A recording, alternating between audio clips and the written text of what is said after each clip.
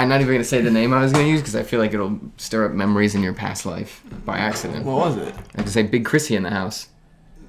Big Chris? What, because I was fat? No, you said you got bullied a lot. I figured Chrissy came up. No, he called me Bubba.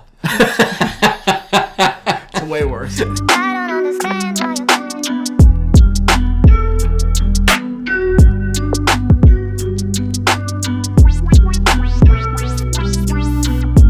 What is up, Watch fam? This video is sponsored by Squarespace. Are you looking for a website or a domain? Well, then head over to squarespace.com and use our promo code to save 10% at checkout. Thank you to Squarespace. Today, we're going to be talking about not just talking about, we're going to be showing you guys incredible footage. Yes. And talking about the history, value, investment, origin, everything.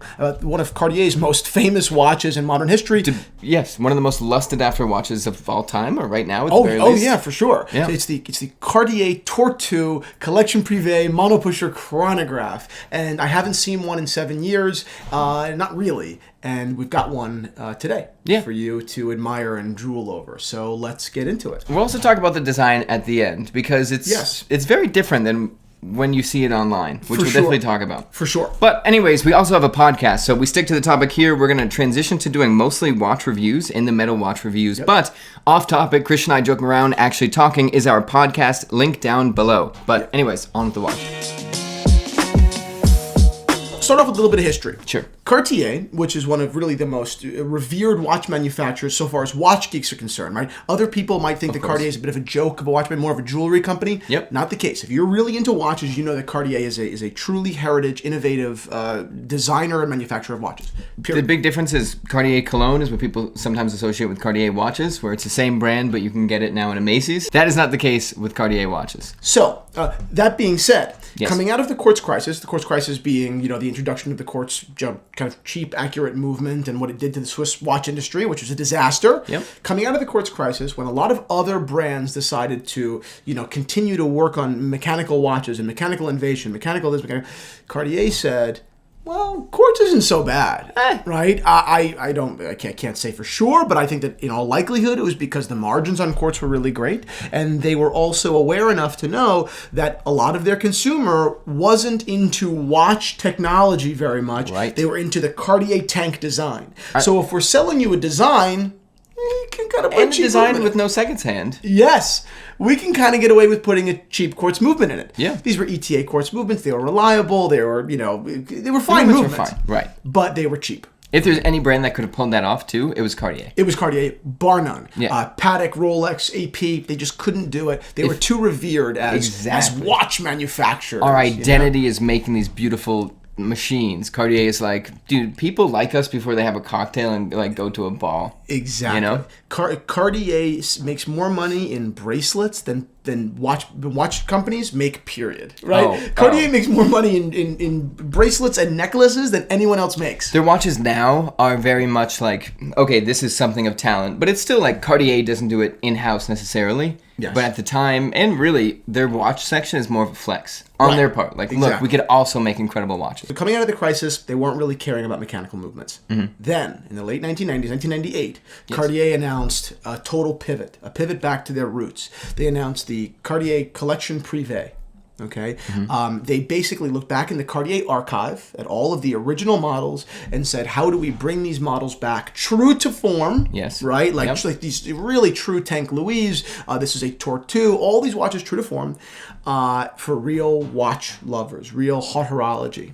And this Tortue Monopoussoir chronograph was one of the watches that came out of it and what would go on to be by far the most famous and desirable piece of the Prive collection. To this day. To this day, absolutely. Yeah. Anybody that is in the watch world that I sent a wrist shot to a few of my friends and they're like, oh my God, you have one. Mm-hmm. And I was like, yep, I do. So I saw this watch for the first time back in 2015. Okay. And it was actually offered to me for sale for $12,000. Very expensive. Very expensive. I can't do it. I started the company at the time with $9,000. So it was actually significantly more than I even had to my name. That would have left you with negative $21,000. Exactly. So I couldn't afford it. It was offered to me by a dealer who got it from an Italian guy up in Connecticut who owns Manfredi Jewels, right? Yep. So I was offered the watch. I passed it up. Couldn't fathom even having $12,000. I didn't know that people had $12,000. You know, so You heard about it on the street, though. Yeah, exactly. So I passed it up. We'll get into all the money that I theoretically lost by not buying that towards the end of this video. Yes, and I'll toss in a little supplemental story about another Cartier model that I just saw the price of that blew my mind. Crazy. That I would buy like 4 or 5 at a time and flip them for like $500 a pop. Crazy. You probably know what I'm talking about. Yeah. So let's go into the watch itself. A monopusher chronograph, as you would imagine, only needs a single monopusher to start, stop, and reset. Yes. Okay. Yep. Obviously, unlike other chronographs, you cannot start, stop, and start again, right? It has like a regular chronograph, you can do that. Monopusher, you cannot.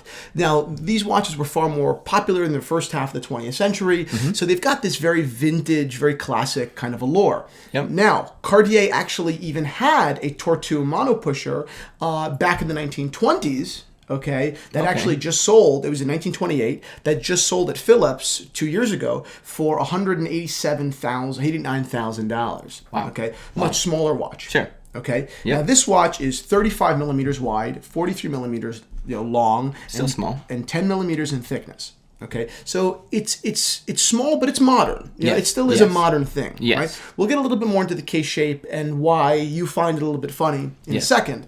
But the movement is really, really interesting. Real quick, we'll get into the movement makers and everything about the watch in a second, but this video is brought to you by Squarespace. I am a huge Squarespace fan. Personally, as an entrepreneur, or really as a human being, I think that you're lucky if you're good at one thing, right? I happen to be good at selling things, right? Yeah, right. Web design, computer savvy, these, at all as a general rule, these are not my strong suits. Ooh. So if I wasn't for Squarespace, which makes it incredibly easy to, one, secure your own domain, and two, build what looks like a website that's worth thousands and thousands of dollars, right? But isn't. They're incredibly affordable. To be able to do that through a company on a budget, Squarespace, unbelievable tool that honestly I built. I don't know if I'd have my business if it weren't for Squarespace. It's true. So I don't just suggest that you use Squarespace for your business, which I do suggest, but even further as a place to put an online resume, or if you're an artist, to put your portfolio online. So many teenage fans have done it. I couldn't recommend them enough. Truly, I'm so grateful to Squarespace for sponsoring our channel. They are truly an important part of my life. I couldn't be more of a spokesperson for the company. Might as well. So if you are interested in getting a website or domain, head over to squarespace.com/Theo Harris or use our code Theo Harris to save 10% on your next order. Go invest in yourself, guys. I highly recommend it. It pays dividends, if I may say so myself.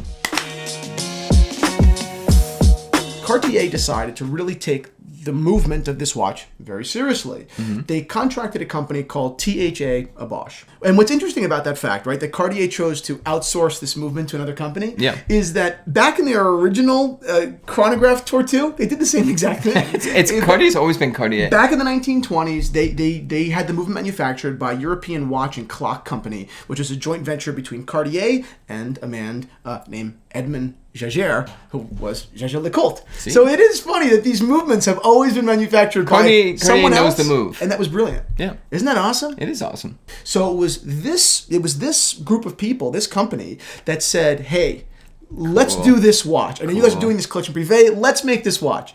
So this isn't just a great watch on its merit, and it is a great watch on its merit, of course. But it's also an incredible piece of watch history that would never happen again. Finding a rookie card of an all-star now. 3. Yeah, you know, 3 it's rookie cards. It's drafting 3 like kind of unknowns, and that would go on to be just the greatest players of all time. Exactly. You know, exactly. So that's fucking nuts. Yeah. Take a look at this dial. Right? Not only is there really, really fine guilloche, which from a distance you can't even see. Right. But to me, what's even more impressive is the color is this off-white, and the blue is very.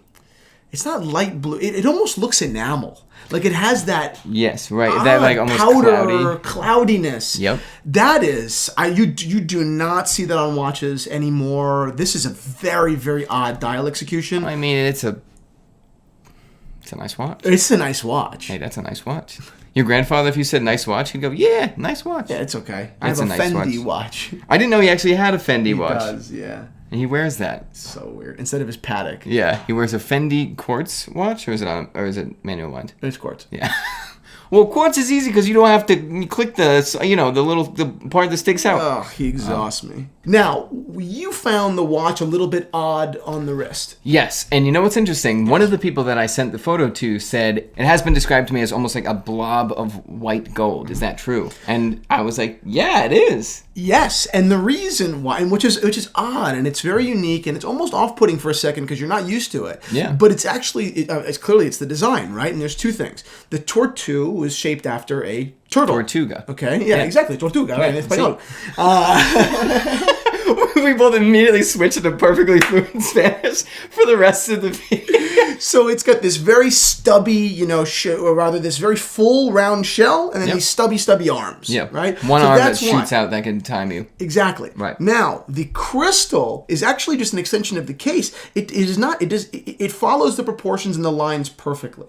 Right? Yes. It does not. It's not bulbous. Mm-hmm. It's not in and of itself its own piece of design. It's exactly tracing It's itself. exactly tracing the case. That's right. cool. So that creates this very unusually round kind of design. Yeah. Now, clearly, as watches became more popular, and these are very, very hard to get, right? No one really knows how many were made. Mm-hmm. Generally, it's around 200, people say. Sure. No one really knows, of course, to be honest. Yeah. And they were made in white gold, which we have here, yellow gold, and rose gold. Mm-hmm. I've actually never seen rose gold. But I've seen it plenty of times. well, there you go. Not the watch, just rose gold. Very, very odd shape. Mm-hmm. But I will say, again, whether your flavor of Cartier is the Tank Normal, or the Tank Louis, or the Crash, or the Tortue, yep. Cartier reacts in its own language to the world around it. Yes. I've always said Correct. that, right? Yep. They look at something, whether it be Renault tank tracks, yep. whether it be a bathtub, yep. whether it be a melting clock, whether it be a turtle. Sure. And they say, how do we turn this into a ultra fine, elegant, precious metal wristwatch? Which to me immediately enhances, I don't want to say the coolness, but the elegance of it, because you're taking something so commonplace and just making it the height of luxury. Exactly. It's so cool. And what is beautiful about this turtle? What is beautiful about Renault tank tracks? Really, inherently nothing. Yeah, right. But they see the beauty, and, and the kind of the way that I've put it, like I've thought about it before, is like anything that a beautiful woman whispers in your ear is beautiful. Yes. So Cartier whispers turtle in your ear, and you're like, oh my god, that was so hot. Tortuga. Yeah. You're like, you're beautiful. Yeah. So anyway, this is one of the hottest watches right now. They're really in the $70,000 range. I didn't buy one at 12 because I'm an idiot, like many other Cartiers that I should have bought and didn't. This watch is not necessarily for sale, but it is owned by a buddy of mine, Carl Cohen. Yes. You can reach Carl Cohen right here if you'd like to contact him if you have questions about this watch, if you'd like to buy this watch. Mm-hmm. Again, it's not mine. I stand nothing to gain. Tell him I sent you so he knows that these videos weren't a waste of his time to loan me the watch. Exactly. Yeah. But that's it. This is a brilliant piece of Cartier history, and the fact that we're able to bring it to you today, for me, is an ultimate pleasure. You've talked about this watch for many years. Before I was here, yes. You talked about how much money that you made on it.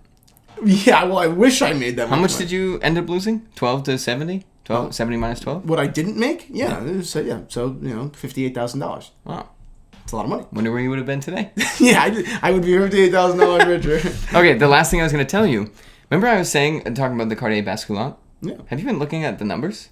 Up and up and up and up. Oh my god. Unaffordable watch. In college, I was flipping those watches by, not the dozens, but like 2, 3, 4. I think I sold you one. I sold a bunch, not YouTubers, but Federico, I sold one. Yeah. Ton of people. I would get them $2,000, $1,900. The mechanical one. Crazy. Now they're going for $10,000. $10,000. I was looking at one and I was like, oh, it'd be cool. It'll be like a cool dress watch. And I was like, wow, all these are $10,000. Where's like the $2,000 ones? Nope.